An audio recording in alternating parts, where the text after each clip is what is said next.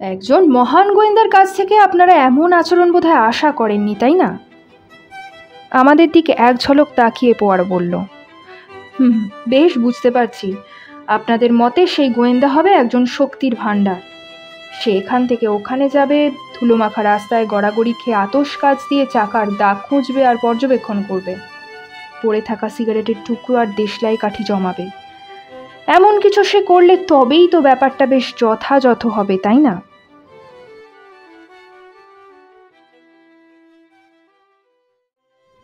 নমস্কার, গল্পের আসর উইথ মধুবন্তী চ্যানেলে জানাই সবাইকে স্বাগত। আশা করি আপনারা সবাই ভালো আছেন। আজ থাকছে বিশ্ববিখ্যাত ক্রাইম থ্রিলার স্রষ্টা আগাথা ক্রিস্টির একটি উপন্যাস। মূল কাহিনী the kidnapped prime minister, Bangla নামান্তর প্রধানমন্ত্রী অপহরণ। প্রথম প্রকাশ 25শে এপ্রিল 1923 দ্য স্কেচ পত্রিকার 1578 নম্বর সংখ্যায়। প্রধান চরিত্রে বক্তা সহকারী Hastings, Hercule Poirot, Estair, Dodge প্রমুখ। শুরু হচ্ছে আজকের গল্প আগাথা ক্রিস্টির কিডন্যাপড প্রাইম মিনিস্টার বা প্রধানমন্ত্রী অপহরণ। সঙ্গে থাকুন।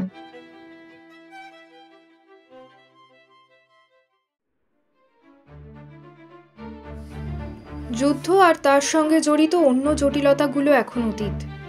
তাই আমার ধারণা দেশের এক মস্ত বড় সংকটের মুহূর্তে আমার বন্ধু পোয়ারো যে কত বড় ভূমিকা নিয়েছিল সেটা এবার প্রকাশ করা চলে। এতদিন একে সযত্নে গোপন রাখা হয়েছে। খবরের কাগজ এই ঘটনার বিন্দু বিসর্গও জানতে পারিনি। তবে এখন আর সেই গোপনীয়তার প্রয়োজন নেই, বরং ইংল্যান্ডের জানা উচিত পোয়ারোর ওই অসাধারণ মস্তিষ্কটির কাছে সে কতখানি ঋণী হয়ে আছে।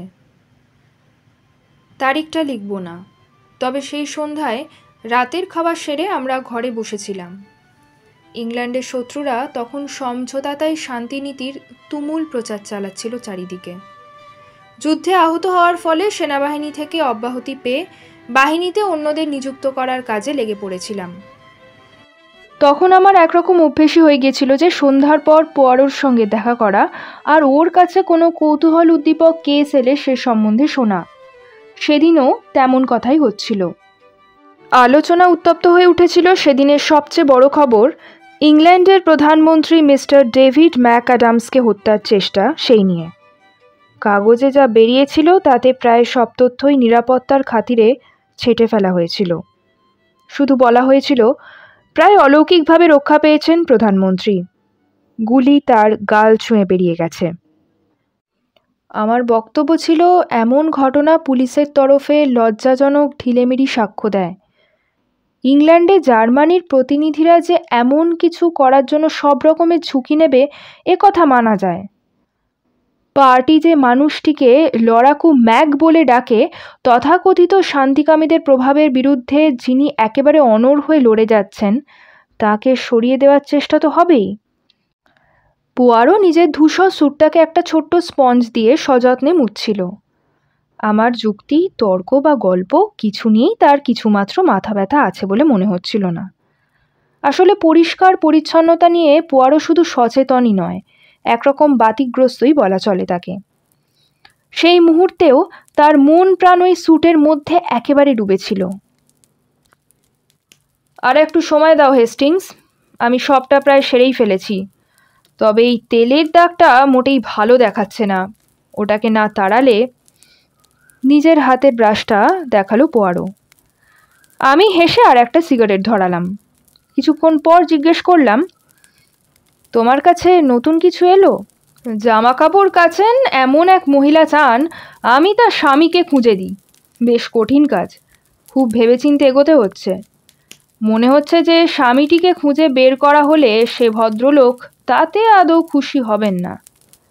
সত্যি বলতে কি, আমার সহানুভূতি স্বামীটির দিকেই। মানে, হারিয়ে গিয়েও তিনি বেশ বিচক্ষণতারই পরিচয় দিয়েছেন।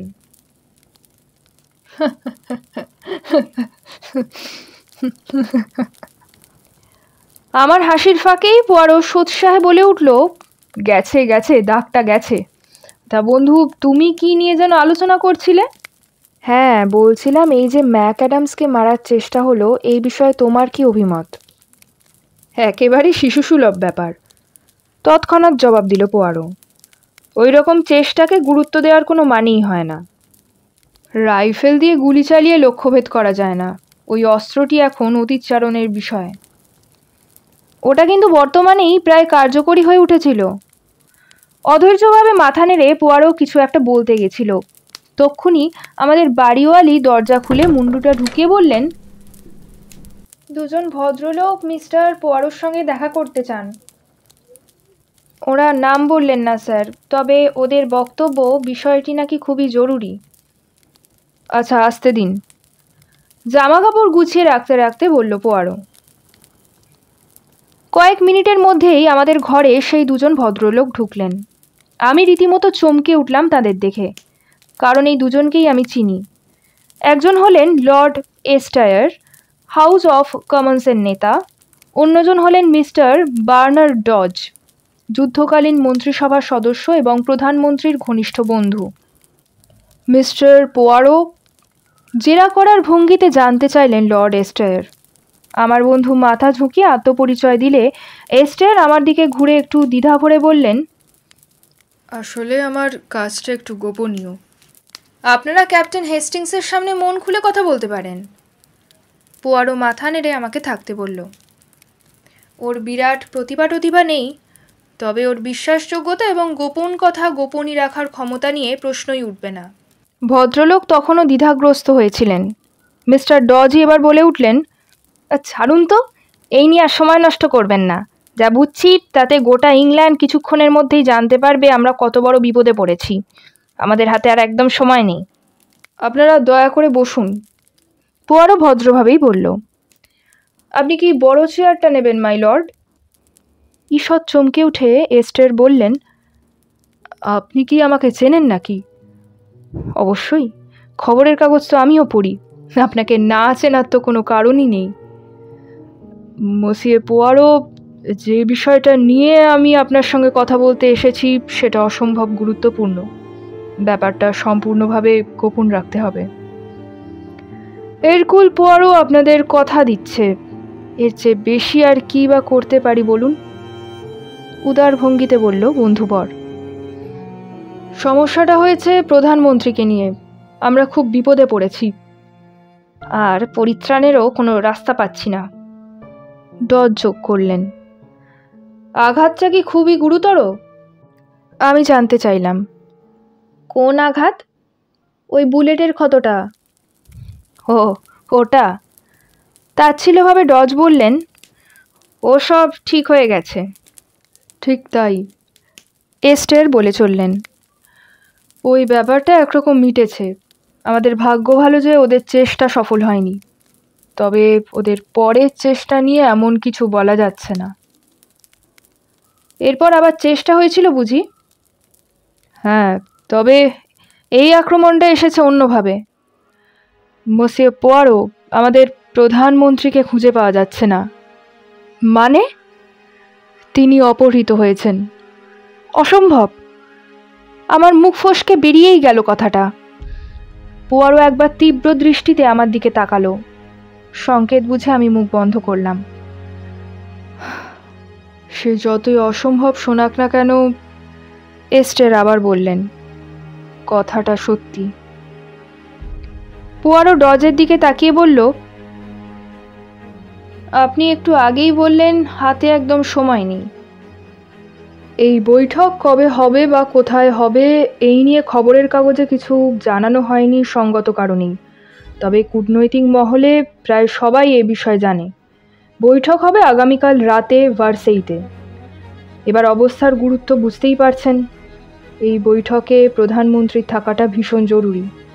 ইংল্যান্ডে জার্মানির সমর্থকদের পৃষ্ঠপোষকতায় তথাকথিত শান্তিকামীদের প্রচার ইদানিং মারাত্মক রকম বেড়ে গেছে। এই অবস্থায় প্রধানমন্ত্রীর দৃঢ়চেতা ব্যক্তিত্বই ঠিক করে দিতে পারে বৈঠকে কী সিদ্ধান্ত নেওয়া হবে। উনি থাকতে না পারলে তার পরিণাম বড় ভয়ানক হতে পারে। হয়তো শান্তির নামে একটা বীভৎস ব্যবস্থা মেনে নিতে হবে আমাদের বাধ্য হয়ে। কিন্তু মুশকিল হলো এখন ওর জায়গায় পাঠানোর মতো কেউ নেই। এই মুহূর্তে একমাত্র উনিই ইংল্যান্ডের প্রতিনিধিত্ব করতে পারেন। তাহলে আপনাদের মতে প্রধানমন্ত্রীকে অপহরণ করা হয়েছে এজন্যই, যাতে তিনি বৈঠকে উপস্থিত হতে না পারেন। পোয়ারোর মুখটা অত্যন্ত গম্ভীর হয়ে উঠেছিল। আমরা এ বিষয়ে একেবারে নিশ্চিত। উনি সেই সময় ফ্রান্সের উদ্দেশ্যেই রওনা হয়েছিলেন। আর বৈঠক হবে আগামীকাল রাত 9টায়। পকেট থেকে একটা মস্ত ঘড়ি বের করে পোয়ারো বলল, এখন বাজে রাত 9:15, 24 ঘন্টা।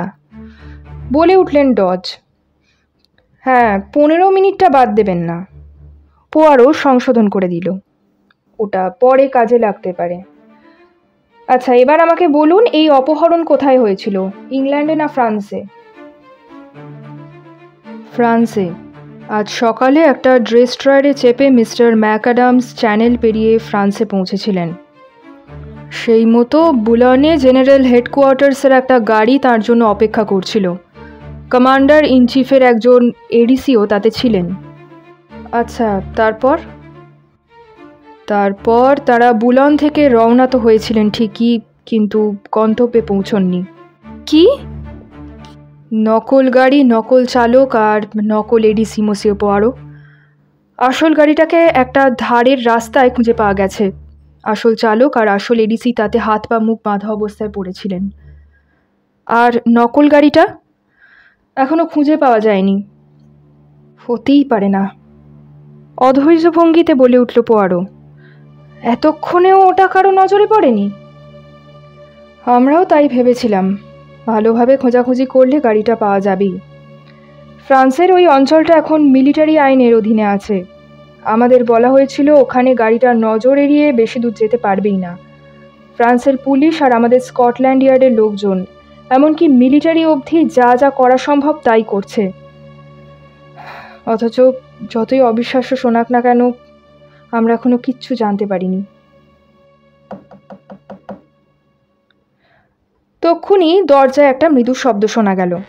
এক তরুণ অফিসার ঘরে ঢুকে প্রচুর সিল দিয়ে ঢাকা একটা পুরু খাম এস্টারের হাতে দিয়ে বললেন, এইমাত্র ফ্রান্স থেকে এসেছে স্যার, আপনি বলেছিলেন তাই এখানেই দিয়ে গেলাম। অফিসার বেরিয়ে গেলে এস্টার খামটা খুলতে ব্যস্ত হলেন। কাগজগুলো পড়েই তিনি চমকে উঠলেন। তারপর বললেন, এতক্ষণে কিছু খবর পাওয়া গেছে। টেলিগ্রামের সংকেতগুলো এইমাত্র উদ্ধার করা হয়েছে। দ্বিতীয় গাড়িটাকে পাওয়া গেছে। প্রধানমন্ত্রীর সেক্রেটারি ড্যানিয়েলসকেও হাত পা মুখ বাঁধা অবস্থায় একটা খামারের কাছে পাওয়া গেছে। তার শুধু এটুকু মনে আছে যে পেছন থেকে তার নাকে মুখে কিছু একটা চেপে ধরা হয়েছিল। তিনি হাত পা ছুঁড়ে নিজেকে ছাড়ানোর চেষ্টাও করেছিলেন। পুলিশ এ বিষয়ে নিশ্চিত যে উনি সত্যি কথাই বলছেন। এছাড়া আর কিছু পাওয়া যায়নি? না। এমনকি প্রধানমন্ত্রীর মৃতদেহও পাওয়া যায়নি? যাক, তাহলে আশা আছে। তবে এটা আমার ভারী অদ্ভুত লাগছে যে তার আগেই ওকে খুন করার চেষ্টা হলো, অথচ এখন এত কষ্ট করে ওকে বাঁচিয়ে রাখা হয়েছে কেন? একটা ব্যাপার বোঝাই যাচ্ছে, ডজ মাথা নেড়ে বললেন। ওরা প্রধানমন্ত্রীকে ওই বৈঠকে গড়হাজির রাখার ব্যাপারে একেবারে বদ্ধপরিকর। যদি ইতিমধ্যেই খুব বেশি দেরি না হয়ে গিয়ে থাকে, আর যদি কাজটা মানুষের সাধ্যের মধ্যে হয়, তাহলে প্রধানমন্ত্রী ওই বৈঠকে থাকবেনই। এবার ভদ্রমহোদয়গণ, আমাকে একবার প্রথম থেকে বলুন তো ঠিক কি কি হয়েছিল। ওই গুলি চালানোর ব্যাপারটাও বাদ দেবেন না। গতকাল রাতে প্রধানমন্ত্রী তার সেক্রেটারি ক্যাপ্টেন ড্যানিয়েলসের সঙ্গে, যিনি ওর সঙ্গে ফ্রান্সে গিয়েছিলেন, তাই তো? হ্যাঁ, তিনি। যাই হোক, গত রাতে ওরা গাড়ি চেপে উইনস্টারে গিয়েছিলেন। সেখানে প্রধানমন্ত্রীর সঙ্গে রাজা সাক্ষাৎ করেন। আজ খুব ভোরে প্রধানমন্ত্রী লন্ডনে ফিরে আসেন। পথেই তাকে হত্যার চেষ্টা হয়। এক মিনিট, এই ক্যাপ্টেন ড্যানিয়েলসকে বলুন তো, আপনাদের কাছে ওর কোনো ফাইল আছে নিশ্চয়ই? জানতাম আপনি এই প্রশ্নটা করবেন, হেসে বলল এস্টার। ওর সম্বন্ধে আমরা খুব বেশি কিছু জানি না। খুব একটা উল্লেখযোগ্য কোনো পরিবারের সন্তান নন ভদ্রলোক। যুদ্ধে ছিলেন। সেক্রেটারি হিসেবে অত্যন্ত দক্ষ। বিশেষত ভাষা জ্ঞানের ব্যাপারে ওর কোনো তুলনাই হয় না। আমার ধারণা উনি 7টা ভাষা স্বচ্ছন্দে বলতে পারেন। মূলত সেজন্যই আরও একাধিক সেক্রেটারি থাকা সত্ত্বেও প্রধানমন্ত্রী ওকে সঙ্গে নিয়ে ফ্রান্সে গিয়েছিলেন। ইংল্যান্ডে ওর কোনো আত্মীয় স্বজন আছে? 2 পিসি আছে, একজন হ্যামস্টেডের বাসিন্দা মিসেস এভারার্ড, অন্যজন মিস ড্যানিয়েলস, অ্যাসকটের কাছেই থাকেন। অ্যাসকট? ওই জায়গাটা তো উইন্সডরের কাছেই, তাই না? অনুসন্ধান চলাকালীন সেটাও মাথায় রাখা হয়েছে, তবে তাতে কোনো লাভ হয়নি। তাহলে কি আপনারা ক্যাপ্টেন ড্যানিয়েলসকে সন্দেহের ঊর্ধ্বে রাখছেন? না মসিও পোয়ারো, তিক্ত কণ্ঠে বললেন এস্টার। যা দিনকাল তাতে আমি কাউকেই সন্দেহের ঊর্ধ্বে রাখতে পারি না। তা অবশ্য ঠিক মাই লর্ড, তবে প্রধানমন্ত্রীর ওপর যাতে হঠাৎ করে হামলা না হয় তা নিশ্চিত করার জন্য একটা আলাদা নিরাপত্তা ব্যবস্থা তো থাকার কথা, তাই না? ছিল তো। প্রধানমন্ত্রীর গাড়ি ঠিক পেছনেই ছিল আর একটা গাড়ি, যাতে সাদা পোশাকের ডিটেকটিভরা ছিলেন। তবে মিস্টার ম্যাকঅ্যাডামসকে এই নিয়ে কিছু বলা হয়নি। ব্যক্তিগতভাবে উনি একেবারে নির্ভীক। ওকে এসব বলা হলে উনি তৎক্ষণাৎ ব্যবস্থাটাই বাতিল করে দিতেন। প্রধানমন্ত্রীর গাড়ির চালক ও মার্ফি নিজেই সিআইডির লোক। ও মার্ফি নামটা শুনে আইরিশ বলে মনে হচ্ছে। হ্যাঁ, ও একজন আইরিশ। আয়ারল্যান্ডের কোথাকার? যতদূর জানি কাউন্টি ক্লেয়ার। আচ্ছা, এবার বলুন। প্রধানমন্ত্রী লন্ডনের উদ্দেশ্যে রওনা হলেন। গাড়িটা চারিদিক থেকে বন্ধ ছিল। তার মধ্যেই বসেছিলেন উনি আর ক্যাপ্টেন ড্যানিয়েলস। অন্য গাড়িটা যথারীতি পেছন পেছন আসছিল। দুর্ভাগ্যবশত যে কোনো কারণেই হোক না কেন, প্রধানমন্ত্রীর গাড়ি বড় রাস্তা ছেড়ে অন্যদিকে চলে গিয়েছিল। যেখানে রাস্তাটা বাঁক নিয়েছে ঠিক সেইখান থেকেই তো? পোয়ারো জিজ্ঞেস করল। হ্যাঁ, কিন্তু আপনি কি করে জানলেন? সেটাই তো স্বাভাবিক। যাই হোক, আপনি বলুন।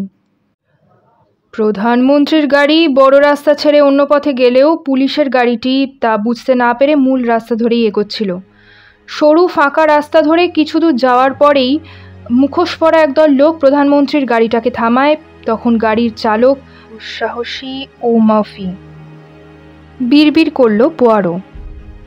গাড়ির চালক থমকে গিয়ে ব্রেক চাপে। প্রধানমন্ত্রী জানলা দিয়ে মাথা বের করে দেখতে গিয়েছিলেন যে কি হচ্ছে। সঙ্গে সঙ্গে একটা গুলি চলে আর তারপরেই আর একটা। প্রথম গুলি ওর গালের আঁচড় কাটলেও দ্বিতীয়টা দূর থেকেই গেছিল। ইতিমধ্যে চালক বিপদ বুঝে সজোরে গাড়ি চালিয়ে দেয়। যারা রাস্তা আটকে ছিল তারাও ছত্রভঙ্গ হয়ে যায়। অল্পের জন্য বেঁচে গেছেন উনি, বলতেই হবে। বলতে গিয়েও আমি কেঁপে গেলাম। মিস্টার ম্যাকঅ্যাডাম এই মামুলি চোট নিয়ে কোনো রকম হইচই করতে নিষেধ করেন। একটি স্থানীয় কটেজে চালানো হাসপাতালে গাড়ি থামে। সেখানে ক্ষতস্থানটি পরিষ্কার করে জায়গাটা বেঁধে দেওয়া হয়। উনি অবশ্য নিজের পরিচয় দেননি সেখানে। ওখান থেকে গাড়ি সোজা চলে আসে চ্যারিং ক্রসে, যেখানে প্রধানমন্ত্রীকে ডোভার নিয়ে যাওয়ার জন্য একটা স্পেশাল ট্রেন অপেক্ষা করছিল। ক্যাপ্টেন ড্যানিয়েলসের কাছ থেকে উদ্বিগ্ন পুলিশ অফিসাররা ঘটনার একটা সংক্ষিপ্ত বিবরণ শোনেন। তখন ট্রেনে চেপে ডোভারে পৌঁছে তারা ড্রেসটারে ওঠেন। তারপর ফ্রান্সের উদ্দেশ্যে রওনা হন। আর বুলনে যে গাড়িটা তাদের জন্য অপেক্ষা করছিল সেটাও সব দিক দিয়ে একদম আসলটার মতোই দেখতে ছিল। এইটুকুই আপনারা আমাকে বলতে পারবেন, তাই তো? হ্যাঁ। কিছু বাদটা দেননি তো মাই লর্ড? একটা ব্যাপার আমার একটু অদ্ভুত লেগেছে। কোন ব্যাপার?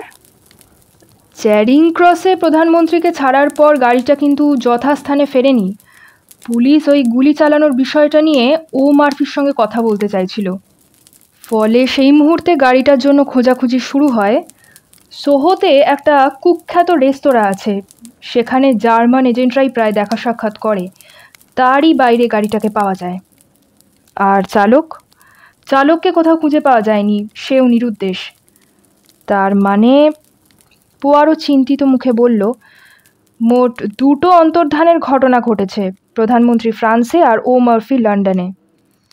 পোয়ারোর সেনদৃষ্টির সামনে এস্টার একেবারে অসহায় ভঙ্গিতে বলে উঠলেন, আমি আপনাকে শুধু একটা কথাই বলতে পারি মসিয়ে পোয়ারো, যদি গতকালও কেউ আমাকে বলতো যে ও মার্ফি একজন বিশ্বাসঘাতক, আমি তার মুখের ওপর হো হো করে হেসে উঠতাম। আর আজ বললে? আজ আমি জানি না, আমি ভাবতেও পারছি না। মাথা নেড়ে আবার মস্ত বড় ঘড়িটা দেখল পোয়ারো। তারপর বলল, আমাকে আপনারা পূর্ণ স্বাধীনতা দিচ্ছেন তো? আমার যখন যেখানে যাওয়ার দরকার হবে সেখানে যেতে পারবো তো? অবশ্যই। আর 1 ঘন্টার মধ্যে ডোভার যাওয়ার জন্য একটা স্পেশাল ট্রেন ছাড়বে। স্কটল্যান্ড ইয়ার্ডের অন্য একটা দল তাতে যাবে, আপনিও তাতেই যাবেন। হ্যাঁ, চলবে। তবে আপনাদেরকে যাওয়ার আগে একটা প্রশ্ন করতে চাই। আচ্ছা, আপনারা আমার কাছে এলেন কেন? আপনাদের এই প্রকাণ্ড শহরে আমার মতো ক্ষুদ্র তুচ্ছ মানুষকে তো কেউ চেনেই না। আমাদের নিজেদের দেশের এক সত্যিকারের মহান মানুষের কথা শুনেই আমরা আপনার কাছে এসেছি। আপনারা কি আমার পুরনো বন্ধু পুলিশ চিফের কথা বলছেন? তার চেয়েও অনেক ওপরের একজনের কথা বলছি আমি। এস্টেয়ার মাথা নেড়ে বললেন, এমন একজন যার কথাই একসময় বেলজিয়ামে আইন বলে গণ্য হতো, আর ইংল্যান্ড শপথ করেছে আবারও তাই হবে। একটা নাটকীয় স্যালুট ঠুকে পোয়ারো বলল, তাই হোক, উনি তাহলে আমার কথা মনে রেখেছেন। ভদ্রমহোদয়গণ, আমার পক্ষে যা করা সম্ভব আমি তাই করব। ঈশ্বর শুধু সময় থাকতে থাকতে আমাকে সেটুকু করার সুযোগ দিন। এই মুহূর্তে সামনে শুধুই অন্ধকার, বড় অন্ধকার।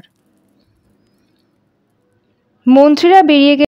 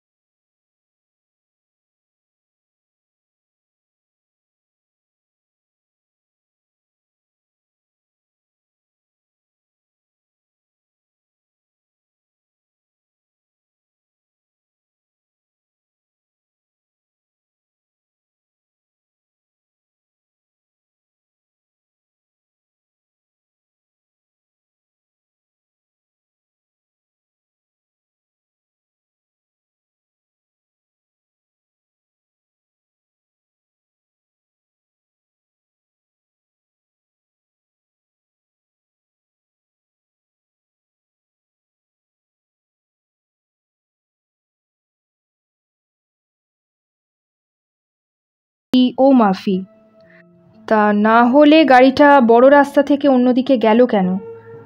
প্রধানমন্ত্রী নিজেই নিজের হত্যার পরিকল্পনা করেছিলেন, এটা তো কিছুতে মানা যাচ্ছে না। তাহলে ও মাফি গাড়িটা ঘুরিয়েছিল কি নিজের ইচ্ছে?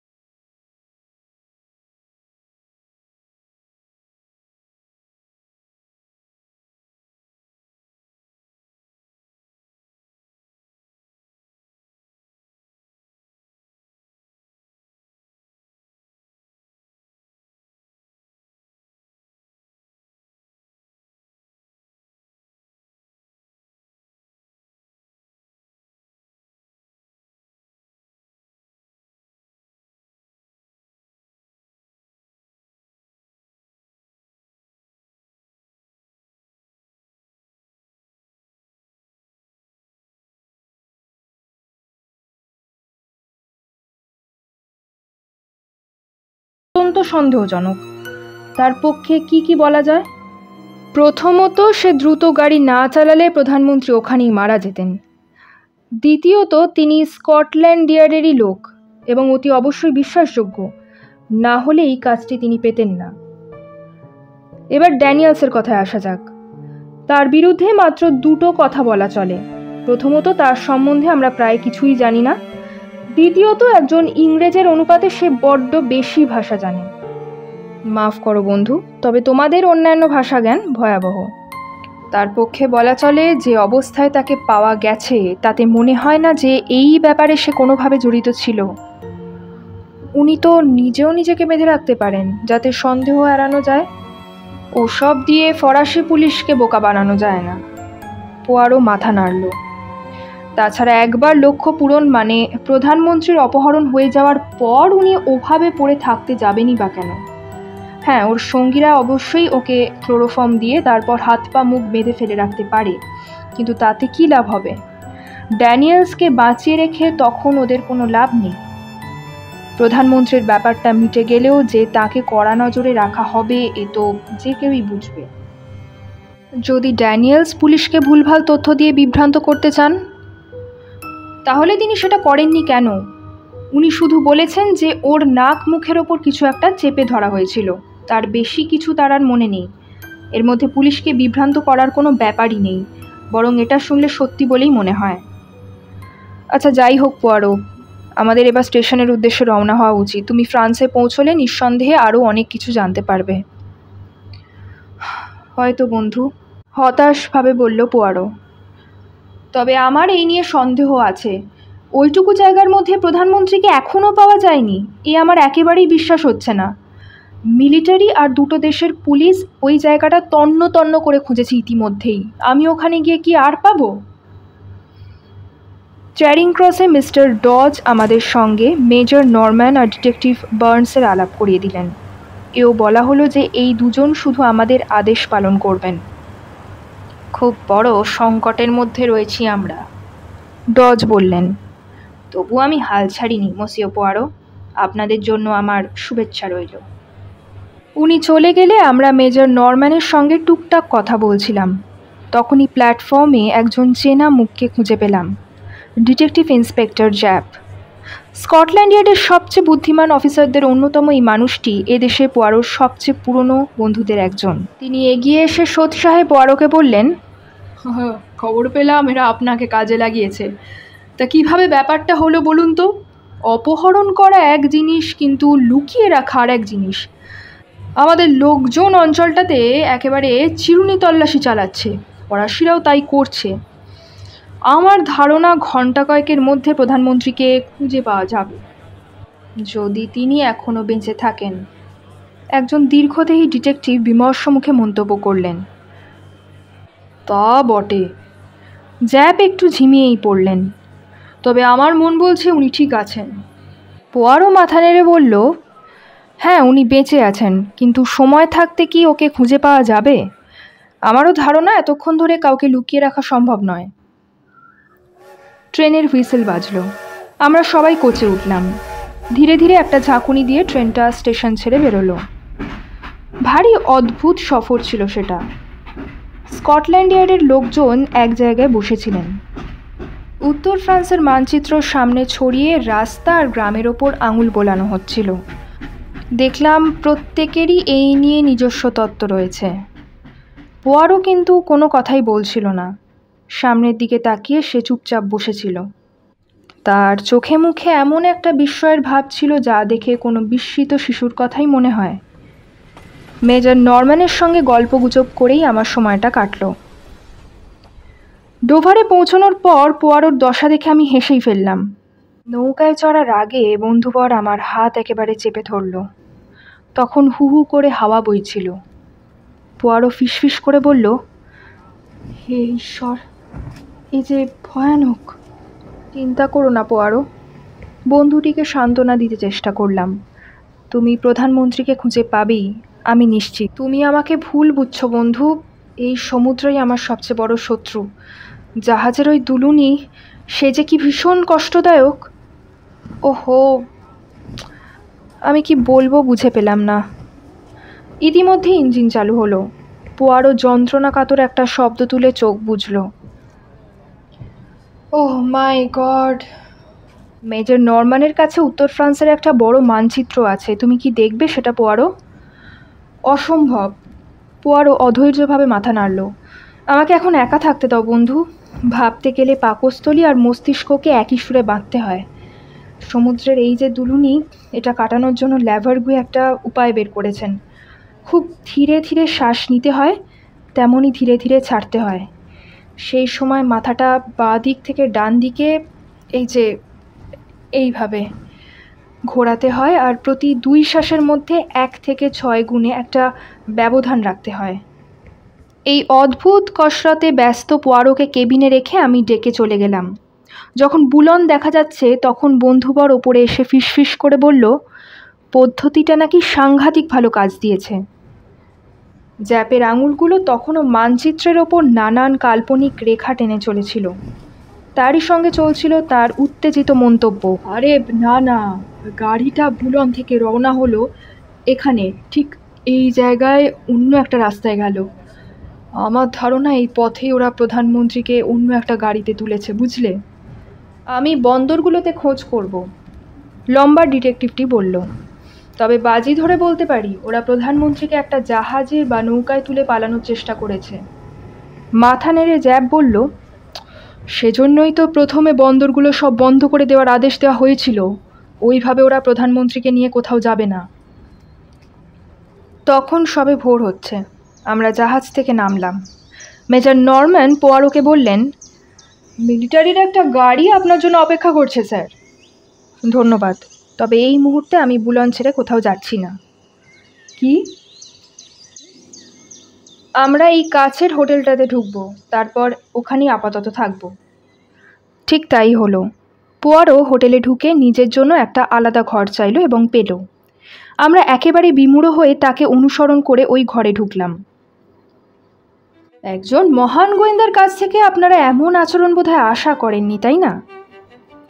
আমাদের দিকে এক ঝলক তাকিয়ে পোয়ারো বলল, বেশ বুঝতে পারছি। আপনাদের মতে সেই গোয়েন্দা হবে একজন শক্তির ভাণ্ডার। সে এখান থেকে ওখানে যাবে, ধুলোমাখা রাস্তায় গড়াগড়ি খেয়ে আতশ কাচ দিয়ে চাকার দাগ খুঁজবে আর পর্যবেক্ষণ করবে। পড়ে থাকা সিগারেটের টুকরো আর দেশলাই কাঠি জমাবে। এমন কিছু সে করলে তবেই তো ব্যাপারটা বেশ যথাযথ হবে, তাই না? পোয়ারোর দু চোখের মধ্যে একটা চ্যালেঞ্জ করার ভাব ছিল। সে বলে চলল, কিন্তু আমি এরকুল পোয়ারো জোর গলায় দাবি করছি যে ওভাবে কাজ হয় না। আসল সূত্রগুলো পাওয়া যায় এখানে। নিজের কপালে টোকা দিয়ে পোয়ারো বলল, আমার লন্ডন ছেড়ে বেরোনোরও দরকার ছিল না। ওই ঘরে শান্তভাবে বসে থাকাই আমার জন্য যথেষ্ট হতো। মস্তিষ্কের ধূসর কোষগুলোর কার্যকারিতাই আসল। নিঃশব্দে সবার দৃষ্টির অগোচরে তারা কাজ করে চলবে যতক্ষণ না আমি ম্যাপের একটা বিন্দুতে আঙুল রেখে বলতে পারি প্রধানমন্ত্রী এখানেই আছেন। পদ্ধতি আর যুক্তি, এই দিয়েই সত্যের সন্ধান পাওয়া যায়। এইভাবে হুড়মুড়িয়ে সমুদ্র পার হয়ে ফ্রান্সে আসাটা ভুল হয়েছে বন্ধুরা। ছোটদের লুকোচুরি খেলার মতো করেই আমরা শত্রুদের সঙ্গে খেলছি যেন মনে হচ্ছে। তবে হ্যাঁ, অনেক দেরি হয়ে গেলেও আমি কাজ শুরু করব মাথার ভেতর থেকে। তাই আমি আপনাদের কাছ থেকে আপাতত একটি জিনিস চেয়ে নিচ্ছি, নৈঃশব্দ। দয়া করে চুপ করে থাকুন। পরের 5 ঘন্টা ওই ছোটোখাটো মানুষটি একেবারে স্থির হয়ে এক জায়গায় বসে রইল। দু চোখের পিটপিট করা আর সবুজ চোখের দীপ্তিটুকু ছাড়া পোয়ারোর মধ্যে আর নড়াচড়ার বিন্দুমাত্র লক্ষণ দেখছিলাম না। স্কটল্যান্ড ইয়ার্ডের অফিসারটি যে পোয়ারোকে রীতিমতো খাটো চোখে দেখতে শুরু করেছেন তা বুঝতেই পারছিলাম। মেজর নরম্যান বিরক্ত আর অধৈর্য হয়ে উঠেছিলেন। আমারও মনে হচ্ছিল ঘড়ির কাঁটা যেন আর নড়ছেই না। শেষ অবধি আমি উঠে দাঁড়িয়ে জানলার ধারে গিয়ে দাঁড়ালাম। মনে হচ্ছিল পুরো ঘটনাটা যেন একটা ব্যঙ্গাত্মক নাটকের চেহারা নিচ্ছে। সত্যি বলতে কি, আমি বন্ধুটির জন্য বেশ চিন্তিতই হয়ে পড়েছিলাম। এমন একটা ভয়ঙ্কর গুরুত্বপূর্ণ মামলায় সে ব্যর্থ হলে তার ফলাফল সবার জন্যই ভারী কষ্টকর হবে। অলসভাবে বাইরে তাকিয়ে আমি দেখছিলাম রোজ চ্যানেল পারাপার করা নৌকাটা বেরোনোর জন্য তৈরি হচ্ছে। পাড়ের একপাশে ভাসতে ভাসতে কালো ধোঁয়া উগড়ে চলেছে সেটা। হঠাৎ একেবারে কনুইয়ের কাছে পোয়ারোর গলার আওয়াজ শুনে চমকে উঠলাম আমি। বন্ধুগণ, এবার যাত্রা শুরু করা যাক। ঘুরে দেখলাম পোয়ারোর মধ্যে একেবারে অবিশ্বাস্য একটা পরিবর্তন এসেছে। তার দু চোখ উত্তেজনা একেবারে জল করছে, ছাতি ফুলে উঠেছে উৎসাহের চোটে। আমি একেবারে গাধা হয়েছিলাম এতক্ষণ, তবে এতক্ষণে আমি আলো দেখতে পেয়েছি। মেজর নরম্যান দ্রুত দরজার দিকে এগিয়ে বললেন, আমি তাহলে গাড়িটাকে আসতে বলছি। তার কোনো দরকার নেই, আমি ওটাকে ব্যবহার করব না, ঈশ্বর করুণাময়।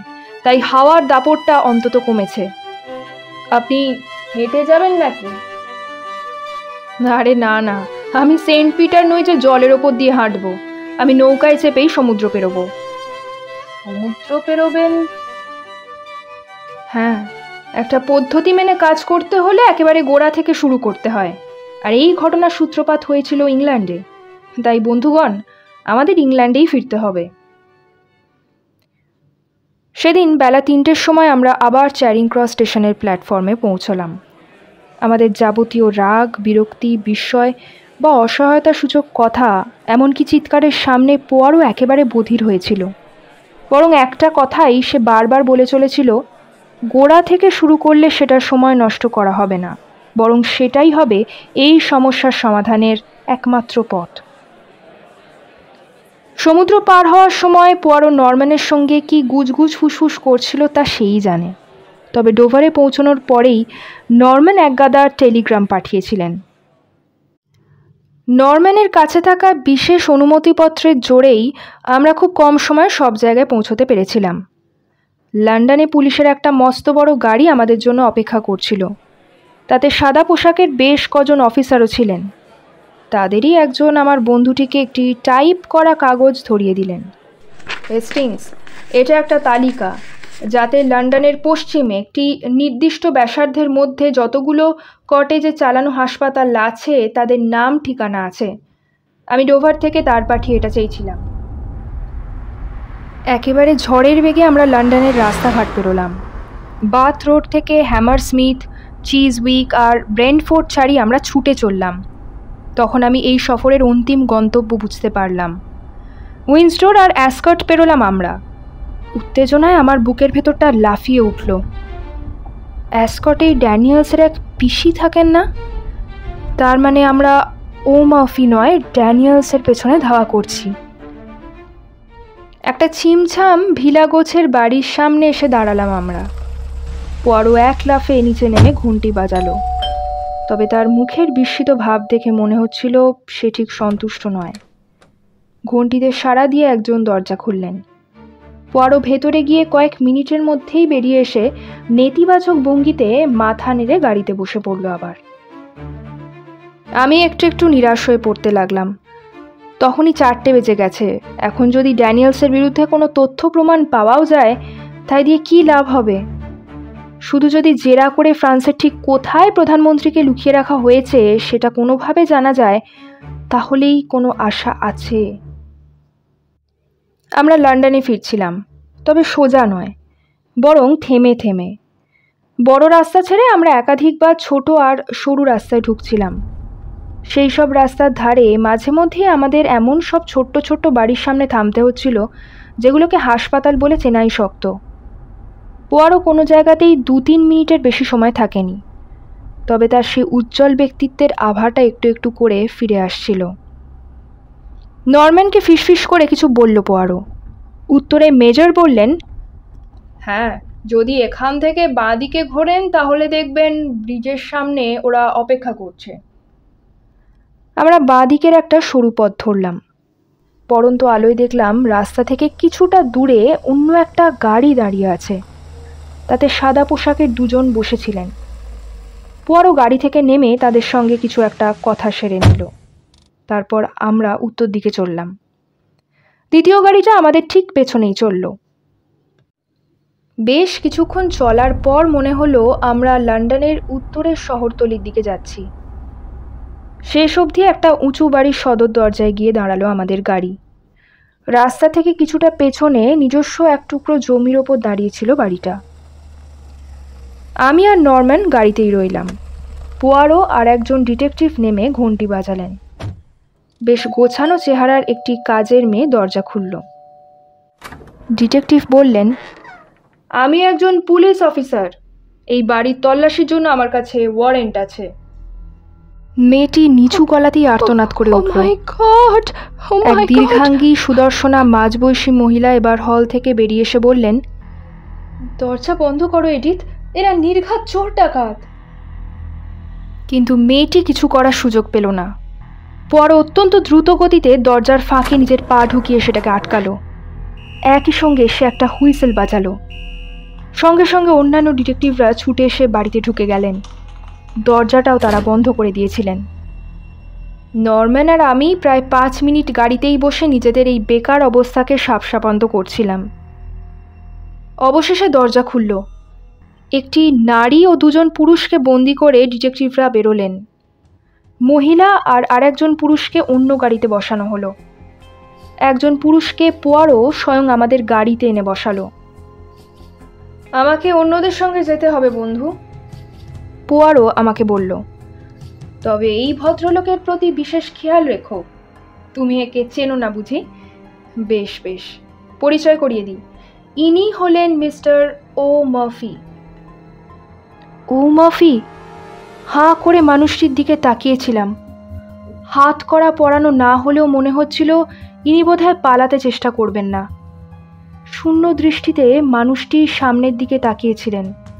মনে হলো ইনি পালানোর চেষ্টা করলেও আমি আর নরম্যান ওইটুকু সামলে নিতে পারবো। আমাকে বেশ অবাক করে দিয়ে এই গাড়ি উত্তর দিকে এগিয়ে চলল। বুঝতে পারলাম আমরা লন্ডনে ফিরছি না। কিছুই যেন বুঝতে পারছিলাম না। এদিকে গাড়ির গতিও ধীর হয়ে এলো কিছুক্ষণ পর। তখন খেয়াল হলো আমরা হেন্ডন এরোড্রোমের কাছে এসে পড়েছি।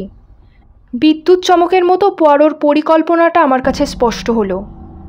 সে প্লেনে চেপে ফ্রান্সে পৌঁছতে চাইছে। পরিকল্পনাটা নিঃসন্দেহে ভালো, কিন্তু তাতে কি কোনো লাভ হবে? তার বদলে একটা টেলিগ্রাম পাঠানো হলে কিছুটা সময় বাঁচত। এই নিদারুণ সময়ভাবে প্রধানমন্ত্রী উদ্ধারের গৌরবটি পোয়ারো অন্যদের জন্য ছেড়ে দিলেই পারত। গাড়ি থামতেই মেজর নরম্যান লাফিয়ে নামলেন। একজন সাদা পোশাকের অফিসার তার জায়গায় গাড়িতে বসলেন। নরম্যান পোয়ারোর সঙ্গে কিছুক্ষণ আলোচনা করে দ্রুত হাঁটতে লাগলেন।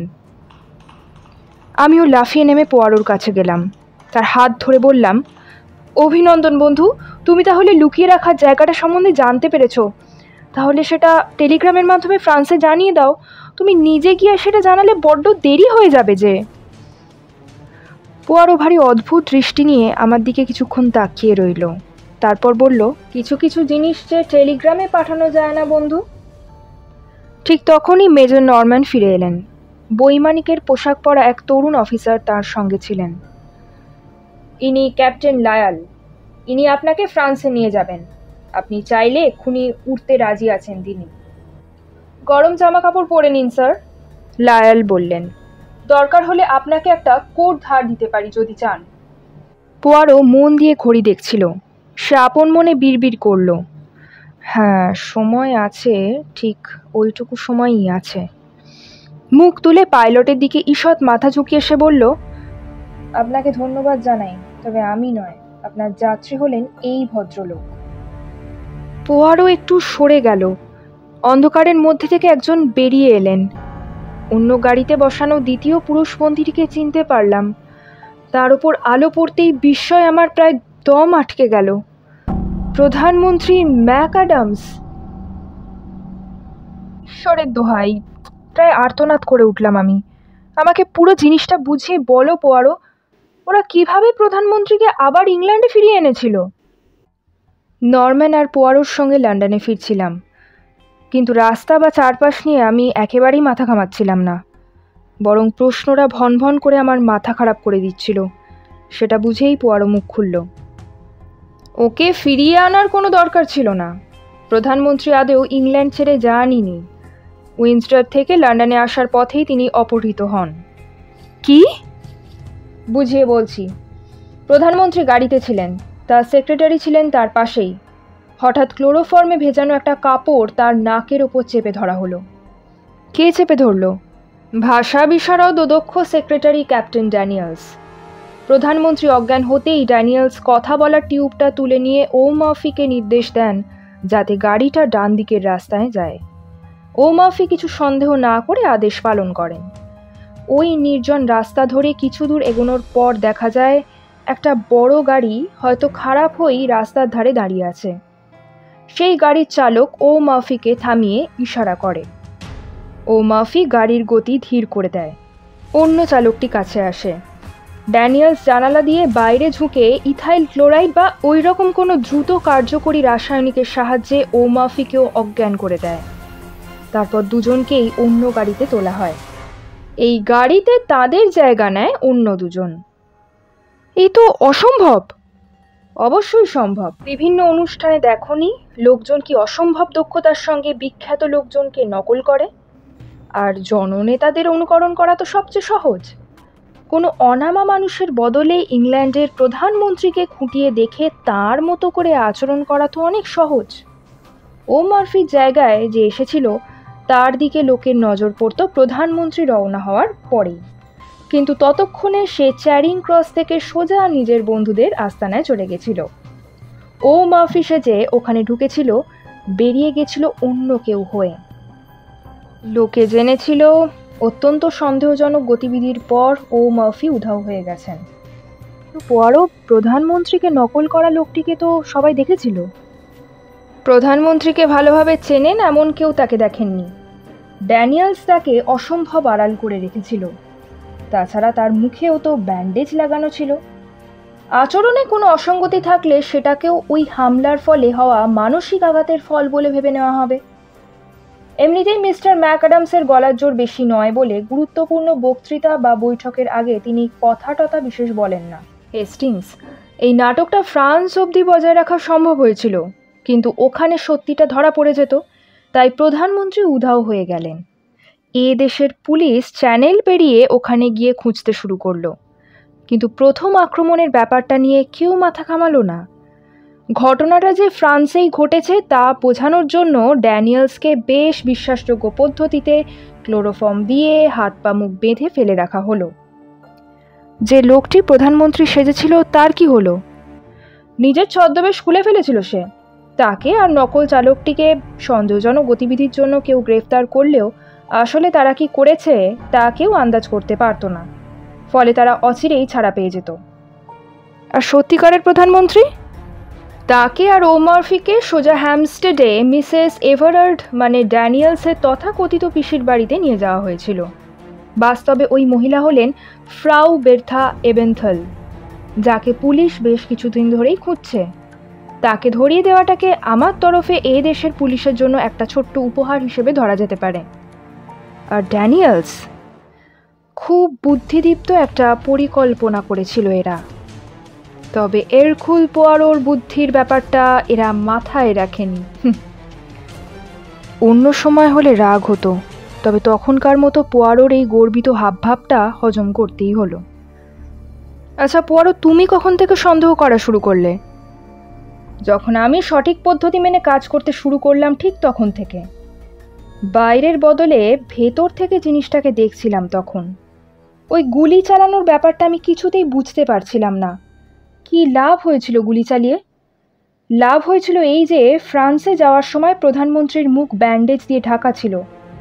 এবার পুরো জিনিসটা আমার কাছে স্পষ্ট হলো। তারপর উইন্ডসর আর লন্ডনের মাঝে যতগুলো ওই কটেজে চালানো হাসপাতাল আছে তার সব কটাতে খোঁজ নিয়ে প্রমাণ পেলাম যে সেদিন সকালে প্রধানমন্ত্রীর মতো চেহারা কারো চিকিৎসা ওই রকম একটা জায়গাতেও হয়নি। একবার এ বিষয়ে নিশ্চিত হয়ে যেতেই আমার মতো একটা মস্তিষ্কের কাছে বাকিটা একেবারে ছেলেখেলা ছিল। পরদিন সকালে পোয়ারোর কাছে একটা টেলিগ্রাম এলো। পোয়ারো সেটা আমাকে দেখালো। কোত্থেকে এসছে বা কে পাঠিয়েছে এসবের কিছুই ছিল না তাতে, শুধু লেখা ছিল ঠিক সময়। সান্ধ্য সংবাদপত্রে মিত্রপক্ষের বৈঠকের একটা বিবরণ প্রকাশিত হয়েছিল। তাতে বিশেষভাবে ইংল্যান্ডের প্রধানমন্ত্রী মিস্টার ডেভিড ম্যাকঅ্যাডামসের অসামান্য বাগ্মিতা এবং বক্তব্যের কথা বলা হয়েছিল। সাংবাদিক লিখেছিলেন, প্রধানমন্ত্রীর বক্তৃতা বহু মানুষকে শুধু অনুপ্রাণিতই করেনি, তার কথাগুলো গভীর আর দীর্ঘস্থায়ী ছাপ ফেলে গিয়েছিল শ্রোতাদের মনে।